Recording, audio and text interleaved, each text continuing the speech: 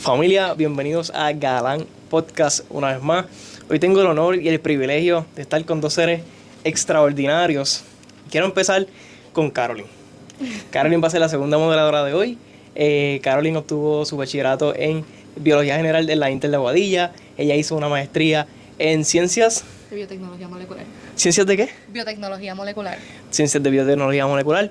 Y trabajó como técnica varios años. Actualmente se encuentra haciendo otra maestría, como si fuese poco, en... Investigación clínica y translacional. Le gusta estudiar mucho. Y actualmente está trabajando en el Centro de Cáncer con nosotros en investigación con nada más y nada menos. Déjame respirar porque esta intro la practicamos como 20 veces, doctora. Quiero dejarle saber. Tenemos a la doctora Rivera Valentín. La doctora Rivera Valentín, ella obtuvo su bachillerato en biotecnología industrial en la UPR de Mayagüez. Luego continuó sus estudios doctorales en la UPR Recinto de Ciencias Médicas en colaboración con MD Anderson, porque ella hizo un MD PhD. Luego hizo su especialidad en pediatría en el Hospital Pediátrico en UPR e hizo una subespecialidad en hematología y oncología pediátrica en Jacksonville, Florida. Y en Jacksonville, Florida, como continuación de su estudio e investigación, investigó con las CAR-T-cells, un modelo preclínico con las CAR-T-cells de tumores... de cerebro de niño. De cerebro de niño. A ver, respira un poquito. Nada, yo estoy un poquito nervioso entre tanta gente aquí, con muchos títulos, muchas cosas, pero son gente bien linda, bien amena, seres especiales. Y hoy quiero realmente hablar un poquito sobre lo que es la pediatría, preguntas comunes que pueden surgir a los padres sobre lo que es la pediatría y especialmente pediatría oncológica. Pero quiero empezar con la trayectoria de la doctora Rivera Valentín. Doctora, ¿qué es la pediatría oncológica? Ok, cuando hablamos de oncología pediátrica estamos hablando del estudio de diferentes tipos de malignidad o cáncer en niños. Esta definición de qué es un niño, hasta qué edad atiende un oncólogo pediátrico, puede variar dependiendo del lugar donde estemos hablando, pero en Puerto Rico hablamos de pacientes de 0 hasta 21 años de edad. Bien particular que tiene esta especialidad es que no es solo oncología pediátrica, sino que también tenemos el componente de hematología. También estudiamos lo que son desórdenes de la sangre. Así que un oncólogo pediátrico también es un hematólogo pediátrico. Podemos ver pacientes con cáncer, cualquier tipo de cáncer en el paciente, de cualquier órgano o cualquier tipo de sangre, de cáncer en la sangre como leucemia. Pero también podemos atender pacientes que tengan su anemia o talasemia o cualquier otro tipo de desorden hematológico de la sangre. Perfecto. Gracias por esa información, doctora. Y pues para adentrarnos un poquito y conocerla un poquito, botar un poquito el golpe, romper el hielo, ¿de dónde nace este interés principalmente de estudiar medicina? Porque pediatría oncológica es una subespecialidad, por decirlo, pero más bien de estudiar medicina y no solo medicina, un PhD que es investigación. O sea, usted es científico y médico. ¿De dónde nacen esos intereses? Pues mira, el llamado para hacer investigación, esto fue bien temprano en mi vida. Yo diría que ya mientras yo estaba en mis estudios durante escuela superior, cuarto año, ya yo estaba bien atraída al área de la ciencia, sabía que quería ser investigadora, me atraía mucho el poder descubrir cosas nuevas y traer conocimiento nuevo.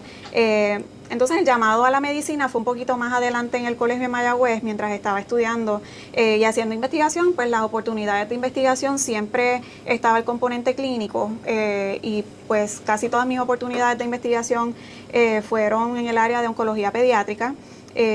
Sin buscarlo así, y entonces pues veía también esa parte de interacción con el paciente y actually ver el beneficio que tenían los pacientes de la investigación que se estaba llevando a cabo en el laboratorio. Así que surgió esta oportunidad en una conferencia y hablaron de este programa de MD-PhD y pues aquí llegamos. Así que fue un llamado tardío y literalmente cuando empecé medicina aquí yo no tenía mucha experiencia con contacto directo con pacientes.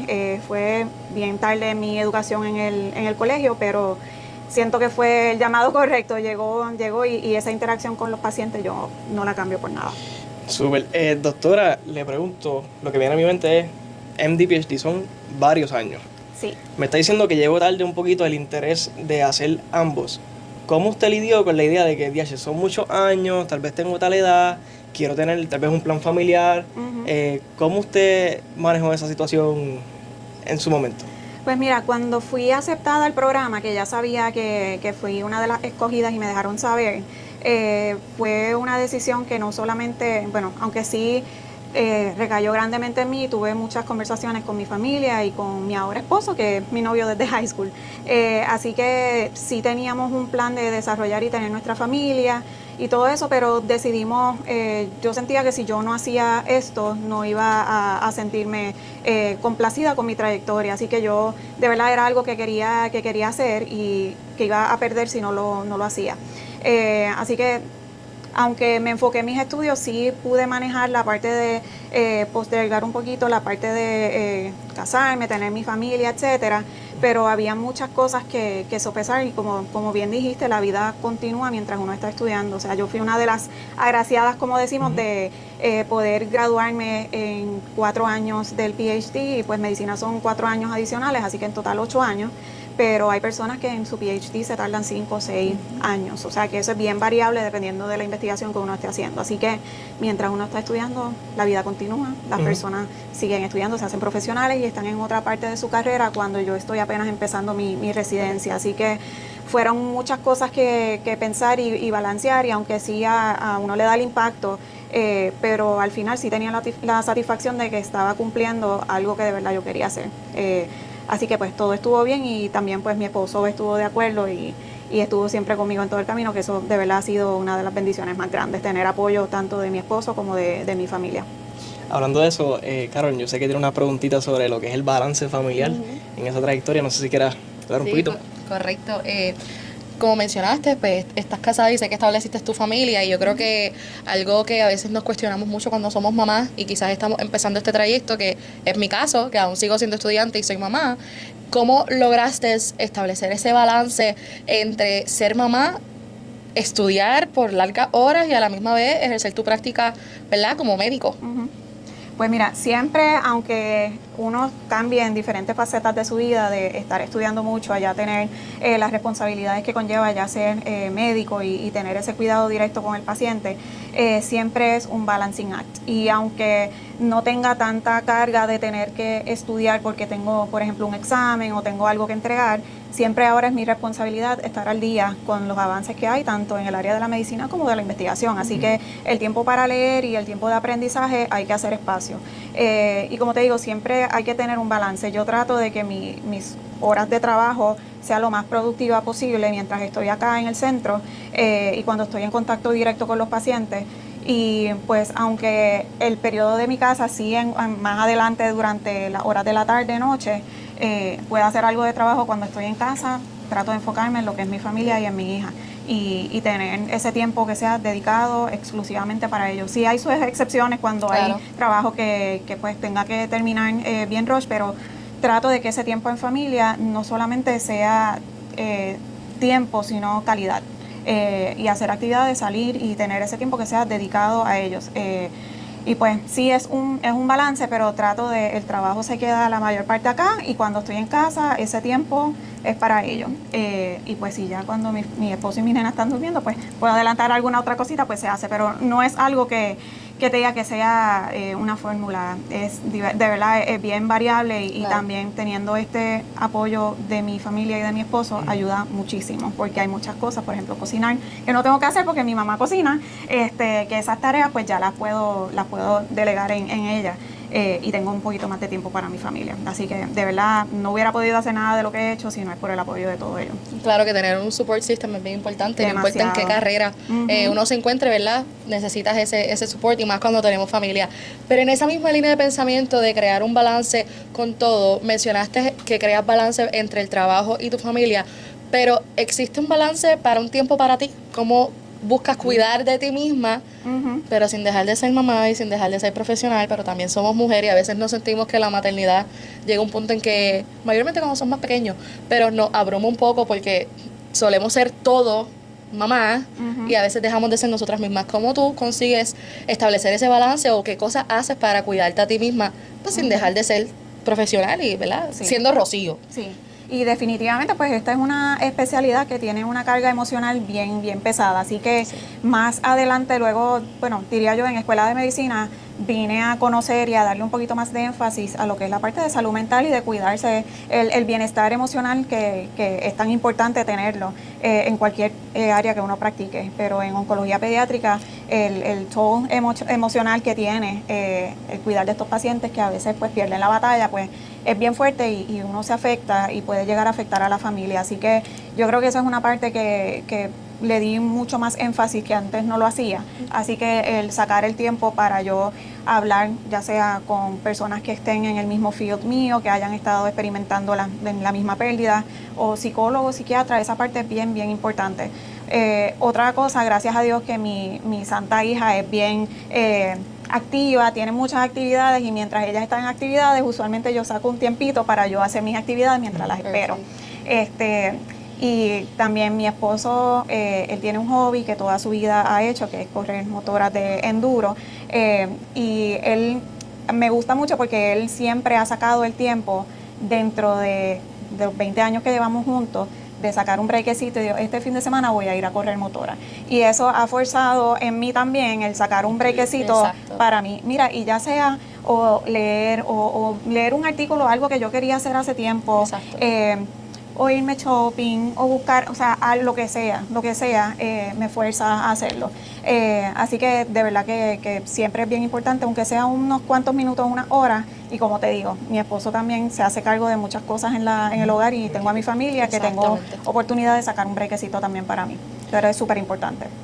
Perfecto, eso está muy bueno porque nuevamente volvemos al tema del support system, de tener esas personas, ¿verdad?, con quien tú puedas a veces poder tener la confianza de dejar a tus hijos y decir, now it's a me time. Y dentro de la línea de pensamiento que mencionaste, que no fue hasta ahora que comenzaste a quizás priorizar un poco más tu salud mental, antes de tú, ¿verdad?, darle esa prioridad, ¿sentiste que en algún momento tenías que elegir entre tu carrera o tu familia? Porque sentías que no podías con esa carga, y cómo lidiaste, ¿verdad? Cómo reconociste que, ok, necesito ayuda y necesito buscarla. Sí, fíjate, yo creo que fueron dos turning points como que bien importantes durante mi desarrollo profesional. El primero fue ese momento que ya me iba para Houston a estudiar. Ya había terminado 3 años de medicina y tocaba irme a Estados Unidos. Y ya yo sabía que esto era lo que yo quería hacer. Eso lo hacía un poco más factible y más llevadero. Pero pues sí me iba sola, iba dejando a mi esposo, a mi entonces fiancé, iba dejando a mi familia atrás, pero sí siempre tuve claro en mi mente que yo iba a regresar. Pero sí fue como que un decision point que tenía que decidir como que, mira, de verdad yo me puedo quedar en Puerto Rico y seguir estudiando medicina y hacer lo que yo quiera en Puerto Rico, no me tengo que ir.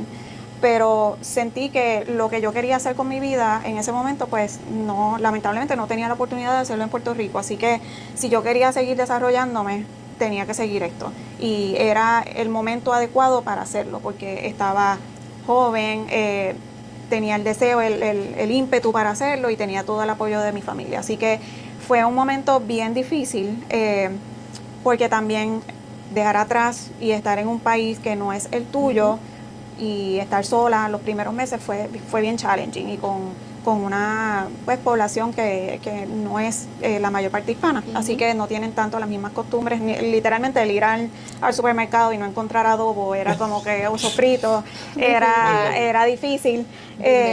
Entonces yo te diría que ese fue el primer challenging como que point en mi vida, y la otra transición que tuve fue ya cuando terminé pediatría y me iba a ir a hacer el fellowship, que fue en el 2020. Fue bien difícil porque ahí me sentí en un momento como egoísta de estar escogiendo a mi carrera, en vez de, ya tenía mi nena, tenía mi esposo y toda mi familia acá, que pues mis papás ya no están tan jovencitos como estaban antes, y dejar a mis sobrinas, a mi sobrino, fue una decisión bien difícil. Y te diría que ahí, más en la residencia, ya cuando estaba en esos años para próximos a irme, pues me trabajó mucho y estaba sufriendo de mucha ansiedad por eso. Iba a llegar el momento en que me iba a ir y estaba separando a mi hija y a mi esposo de su familia para irme a buscar mi sueño. Y nuevamente mi esposo tuvo que cambiar su trabajo, etcétera. Eso eran muchas variables que estaban recayendo en mí. Pero nuevamente, si no iba allá, la especialidad de oncología pediátrica al momento no se ofrece en Puerto Rico, y pues yo sentía que yo estaba destinada a ser oncóloga pediátrica y que era lo mejor que yo podía hacer. Así que, pues nada, nuevamente con el apoyo que siempre ha estado ahí de mi esposo y de mi familia, pues tomamos la decisión en un momento difícil, que era el medio de la pandemia, de irnos. Y aunque no pudimos frecuentar Puerto Rico tanto como hubiéramos querido por las limitaciones que había en ese momento, tratamos de siempre mantenernos en contacto, visitar FaceTime, que por lo menos la tecnología está más avanzada y uno tiene forma de seguir en contacto con la familia. Así que sí fueron momentos difíciles. Así que parte de la fórmula del éxito realmente está en ese apoyo familiar. Claro. Definitivo. En ese núcleo. Support system. Y además del apoyo familiar, el tú sentir que estás tomando la decisión correcta después de haber pensado y después de haber analizado múltiples posibles opciones, tú saber que tener la certeza de que de verdad esto es lo que me gusta. Y si uno siente ese llamado y siente que está pues completando algo que es parte de tu destino, pues no pesa tanto. Súper, gracias por compartir sabiduría aquí, doctora. Quisiera entrar un poquito en lo que es la profesión. ¿Cuáles serían unos mitos y realidades sobre lo que es la oncología pediátrica? ¿Que usted considere mitos o realidades? Pues mira, yo creo que el mito mayor es que el cáncer en niños es poco frecuente, que no lo vemos mucho, que es raro.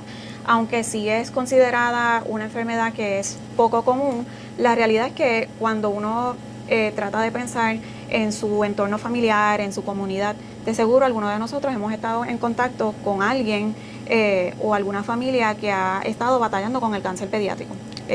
Y eso es un mito que debemos cambiar, no es poco común.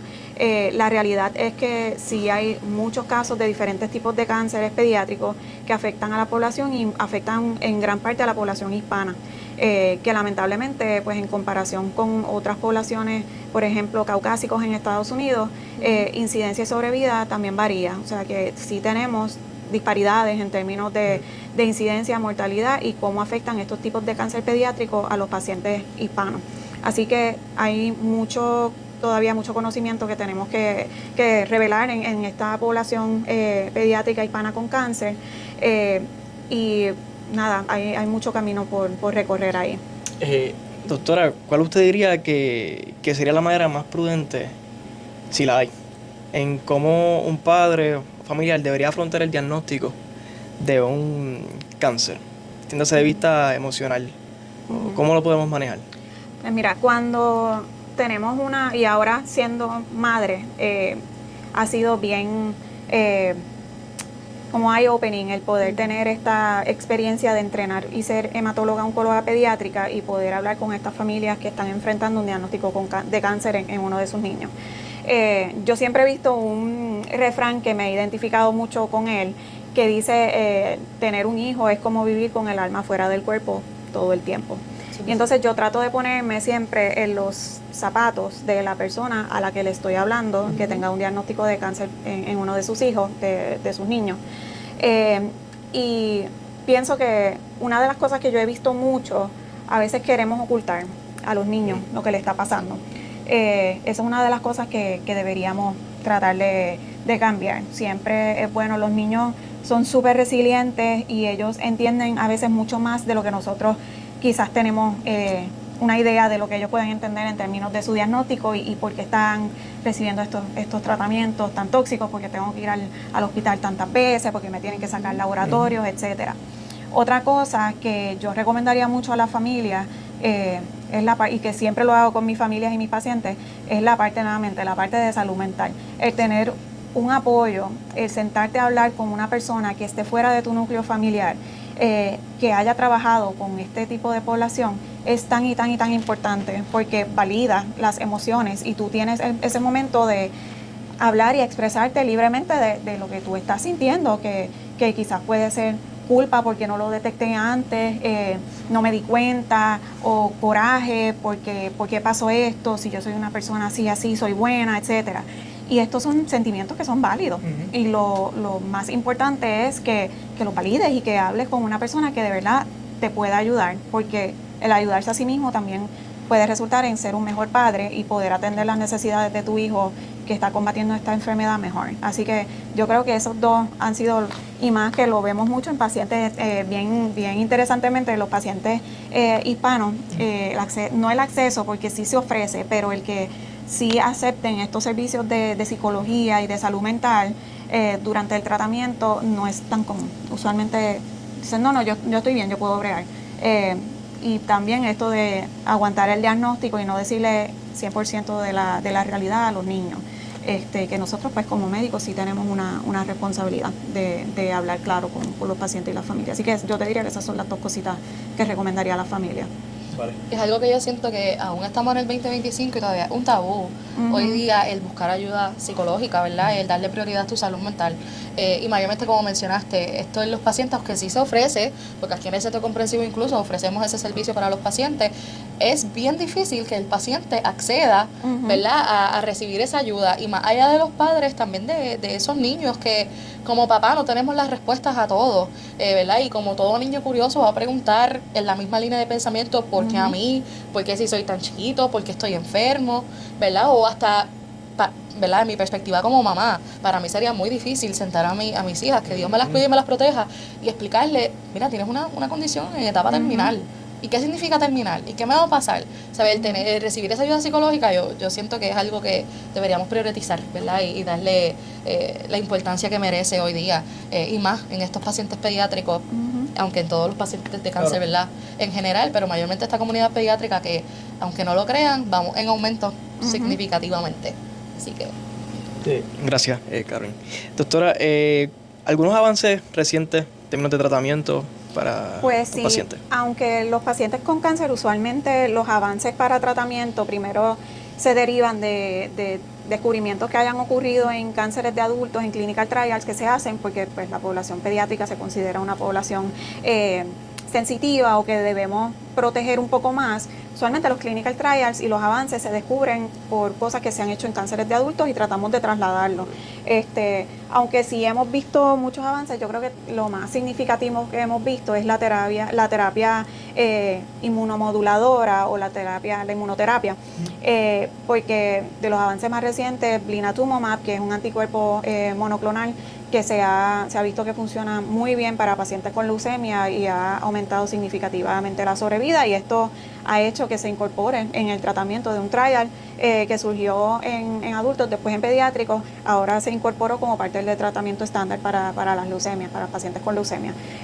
Así que definitivamente, y el advent, debo decir, de la terapia CAR T-cell therapy, donde utilizamos células del sistema inmunológico del paciente, las células T, que son las células citotóxicas, las modificamos, las cogemos del paciente, las modificamos en el laboratorio con técnicas para amplificar también el producto derivado del paciente y tener una gran cantidad de células que podemos crecer en el laboratorio y después modificarlas genéticamente para que expresen o reconozcan algo presente en el tumor del paciente, y después que tenemos un número bien grande de estas células, volver a infundirlas y monitorear cómo van matando o deshaciendo el tumor. Así que definitivamente la inmunoterapia ha sido uno de los avances que se han hecho más recientes en el área de pediatría, y yo diría que también en oncología de adultos. Hay personas que piensan tal vez piensan en la quimioterapia y ven tal vez el efecto que tiene esta en diferentes pacientes. A diferencia de la quimioterapia, radioterapia, la inmunoterapia afecta la salud más allá de tratar la enfermedad, ¿afecta mucho la salud del paciente? Pues mira, sí, porque aunque no tenga los efectos tan evidentes de quimioterapia como náuseas, vómitos, caída del pelo, pues eso quizás no lo vemos tanto en estos pacientes, pero sí para nosotros poder preparar esa médula a ese paciente para recibir esta terapia de T-cells, por ejemplo, hay que darle una quimio para tratar de bajar la respuesta inmunológica y que estos pacientes puedan recibir ese trasplante. Es considerado como un trasplante, un tipo de trasplante. Así que sí involucra algo de inmunosupresión, no es tanto porque es mi mismo sistema inmunológico, pero sí podemos tener algo que se llama Cytokine Release Syndrome, que es cuando esas células T están tan como revved up, están tan activas que empiezan a liberar todas estas citoquinas y pues hay una reacción inflamatoria sistémica. Esto puede resultar hasta en la muerte del paciente. Así que aunque los efectos los efectos ya más a largo plazo de haber recibido CAR T-cell therapy y monitorear cómo esto a lo largo de la vida puede llevar a complicaciones, pues ahora mismo es que lo estamos viendo porque esta terapia es recién que se incorpora. Pues ni no sabemos tanto de ellos, pero sí es a corto plazo puede llevar a cabo una reacción inflamatoria significativa que puede requerir esteroides y otros tipos de medicamentos que tienen sus efectos secundarios. Pero sí, la quimioterapia al momento sigue siendo donde más toxicidad vemos. Y no solo nuevamente a corto plazo, sino sabemos los efectos de la quimioterapia a largo plazo, como por ejemplo los pacientes, porque tengo amor por el osteosarcoma y la pasión de estudiar estos tumores sólidos. Por ejemplo, los pacientes con osteosarcoma vemos que desarrollan cardiotoxicidad, el corazón pierde la función cardíaca más eficiente, pueden tener problemas en riñón y cómo absorben todos estos nutrientes y modulan sus presiones.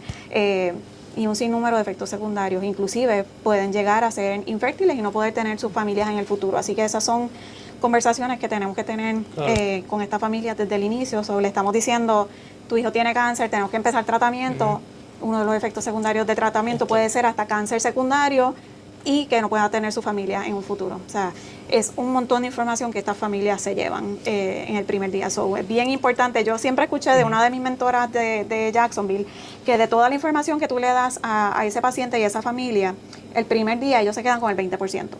Así que por eso es bien importante tener todas estas visitas de seguimiento y tener ese tiempo dedicado con el paciente y la familia, porque ese shock no permite que toda esta información se almacene, así que es bien importante seguir la educación con la familia. Es un proceso donde del diagnóstico vamos a la educación y cosas que son importantes saber de este cáncer. Y para ir terminando, no quitarle más tiempo. Sí, sí. En ese sentido, ¿qué rol entonces jugaría el cuidado paliativo cuando ya estos tratamientos pues han llegado a un punto que... Pues mira, cuando hablamos de hospicio, cuidado paliativo, estamos hablando... yo te diría que es bien importante incorporarlo porque cuando hablamos de hospicio es más el cuidado al final de la vida, y cuidado paliativo pues estamos también hablando de cómo manejar dolor y manejar ese paciente que tiene quizás unas enfermedades complejas y requieren un cuidado y un manejo del dolor aparte, y pues todas las complicaciones que pueden tener. Yo soy bien pro de cuidado paliativo bien temprano, no envolver a este servicio que es tan útil al final cuando ya el paciente está bien malo y viene un segundo médico que está ahora taking over y yo siento que los pacientes, porque me lo han dicho, sienten que ya el team de ellos se quitó y van a traer a este otro equipo para que yo me muera. Y no es así, inclusive en el servicio de trasplante donde yo entrené, al cuidado paliativo se involucra desde que estamos hablando de trasplante, porque son pacientes que son complicados, que pasan más de 30 y pico de días en el hospital, que tienen un montón de comorbilidades luego de su trasplante, así que necesitan esa interacción y manejar todos estos efectos secundarios que lleva el trasplante. Así que yo pienso que el team de cuidado paliativo es un asset, involucrarlos desde temprano, porque al final es para beneficio del paciente, y tener ese apoyo desde temprano.